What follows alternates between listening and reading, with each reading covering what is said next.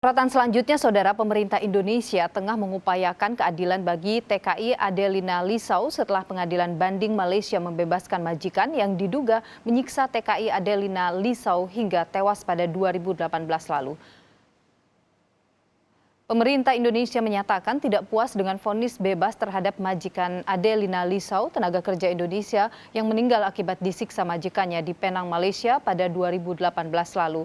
Pemerintah Indonesia memastikan akan mengawal terus kasus dugaan penyiksaan TKI agar ada keadilan bagi Adelina.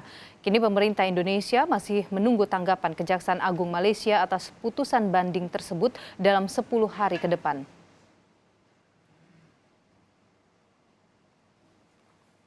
Kami merasa sangat tidak puas dengan hasil keputusan Mahkamah Rayuan Malaysia yang memperkuat hasil keputusan Mahkamah Tinggi Pulau Penang tahun 2019 yang membebaskan dakwaan terhadap mantan majikan mendiang Adelina Lisau.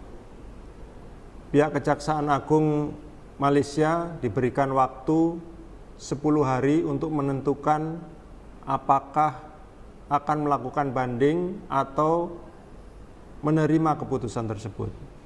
Kami yakin pihak Kejaksaan Agung Malaysia memiliki semangat yang sama dalam memperjuangkan keadilan bagi mendiang Adelina Lisau. Kami juga yakin pihak Kejaksaan Agung Malaysia memiliki instrumen hukum untuk itu.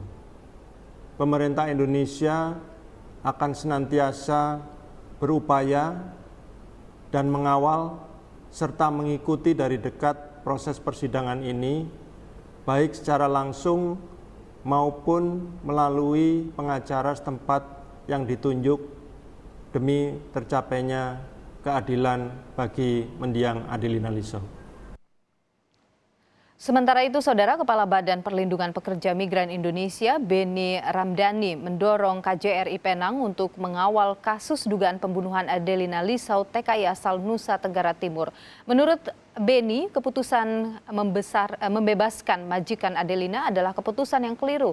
Sebelumnya, seorang TKI yang bernama Adelina diduga disiksa oleh majikannya di Penang pada tahun 2018 lalu.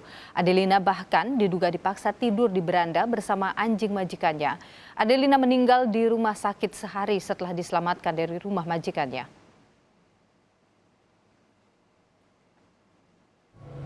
Wakil jaksa sudah memberikan keterangan bahwa putusan Mahkamah Banding Malaysia adalah keliru.